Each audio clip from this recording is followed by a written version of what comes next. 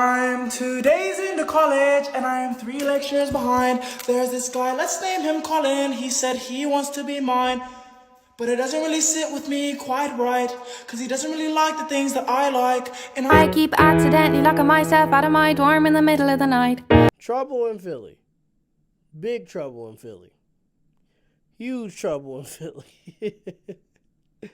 So at the time of this recording, the Philadelphia 76ers are 3-12.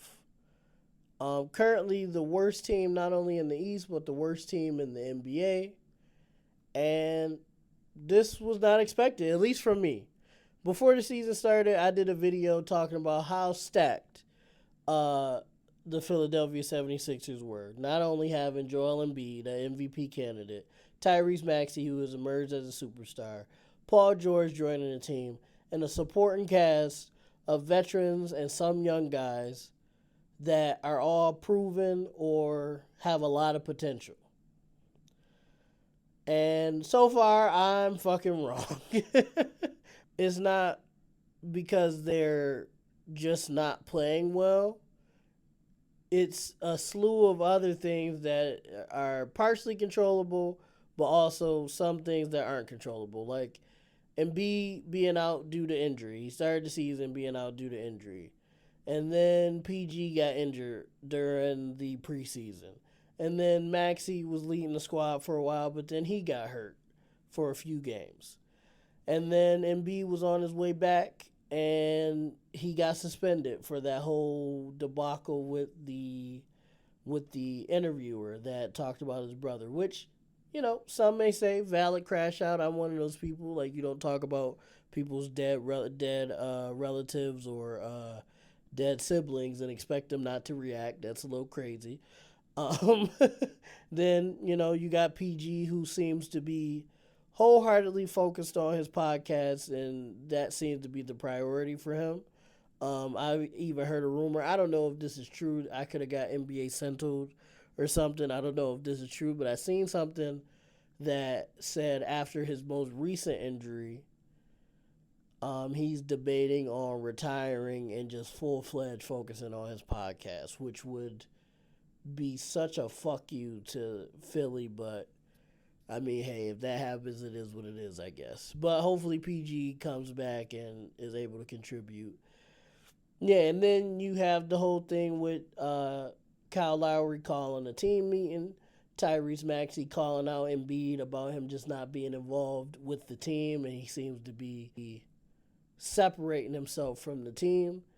And then that whole conversation and private team meeting getting leaked to the media, and that being a whole issue within itself, and Embiid being upset about that. It's just a fucking mess. It's a lot of shit going on. Like injuries, you can't do nothing. You can't do too much about injuries, but the behind the scenes stuff on top of the injuries is just making it unbearable. And then they're fucking losing, which is the worst part, because they're supposed to be a top 4 team in the East, bare minimum, and they're the worst team in the NBA right now. It's still early. They definitely have a chance to turn it around, but this is a terrible start. The only bright side in this whole thing is Jared McCain emerging as a potential star or at least solid player. I think right now he's averaging like 26 points per game or something like that.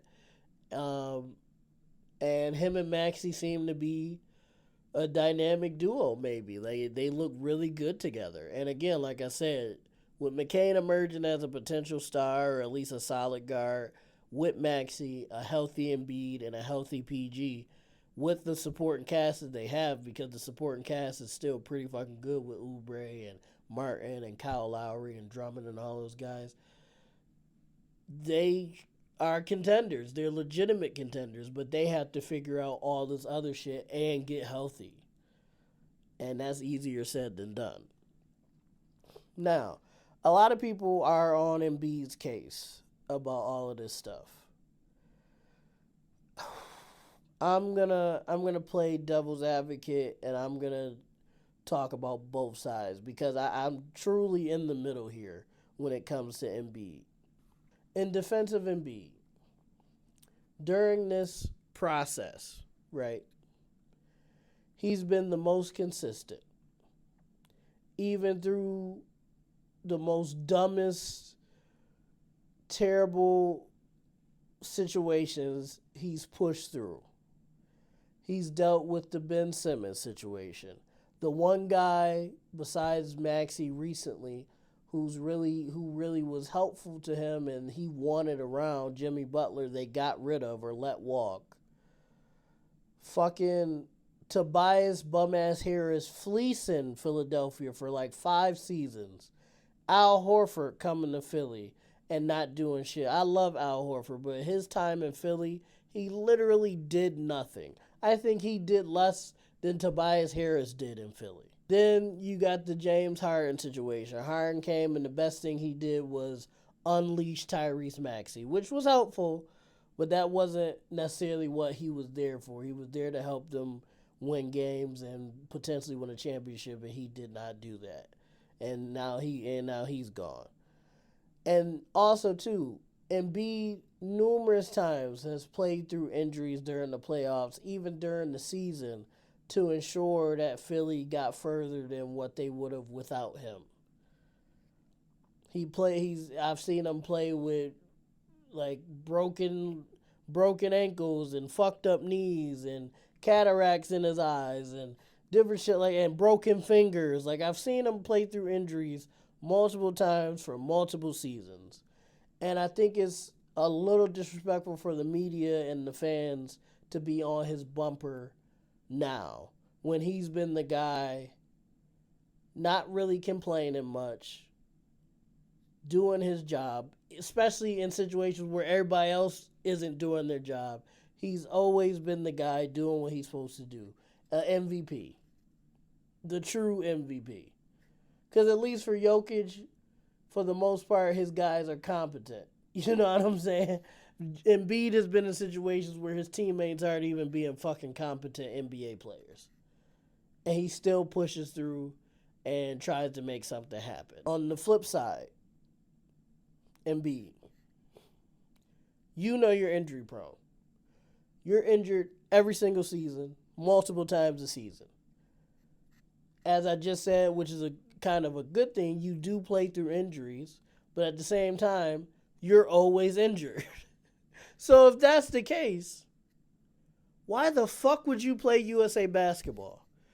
The summertime for you should be training and rehabilitation. Because why? Because you're injury prone. At least 2 or 3 times a season, since you've been in the league, you've been hurt. You missed your entire first season, or most of your first season, because you were injured. And now, every season since, you've been injured once or twice a season. Whether it be your knees, or your eyes, or your hand, or your ankles, your legs, you've been injured every season, multiple times. So why the fuck would you decide to play USA basketball, put more wear and tear on your already brittle body? When you know you're the number one guy in Philly. You are the 76ers. Also, you've been very mopey. You've been very mopey and upset and angry with a lot of different people and giving your teammates the cold shoulder like Maxey pointed out. I don't know what's going on. I don't know what's causing you to feel that way or be that way. I know you're going through a lot. I know, your family stuff and personal stuff, injuries, all that. But you finally have a squad that seems to be competent and could actually help you win a championship. After all these years, you finally actually have a squad that can help you win a championship. Why bullshit around now? Why be pissy now? You should have been pissy 2 years ago or angry 2-3 years ago. Why wait till now to fuck around and bullshit around when you actually have a squad that can actually make something happen? Not saying the other squads couldn't, but they just didn't want to, a la Tobias Harris, Al Horford, Ben Simmons, good guys like that. You're not going to, James Harden, you're not going to win with those guys. That's just it. Like I said, I see both sides. That's why I'm 50-50 on it. But the bottom line is for Philly, they need to figure this shit out quick. Because if they don't, I think they run the risk of losing Embiid or having to trade Embiid, potentially blowing the team up, which that would be such a waste, having to blow the team up, because you do have Maxey. Jared McCain looks really good. And maybe you could just build around those two guys. But I just feel like Philly fans and the organization probably would prefer not to have to do that. So I guess we'll see what happens. But again, like I said, if anybody can turn it around, it's Philly. Because, again, you have 4 stars, basically. Embiid as your first option, Maxey as your second, PG your third, and McCain as your fourth, with that beautiful supporting cast that you have with Oubre and Martin and all those guys. If anybody can turn around, it's them, but they need to, I don't know, just figure it out. I don't know what the exact problem is, actually. I don't know if it's Embiid just being upset with everything. I don't know if it's just it's definitely more than just the injuries, for sure. It's something internal as well.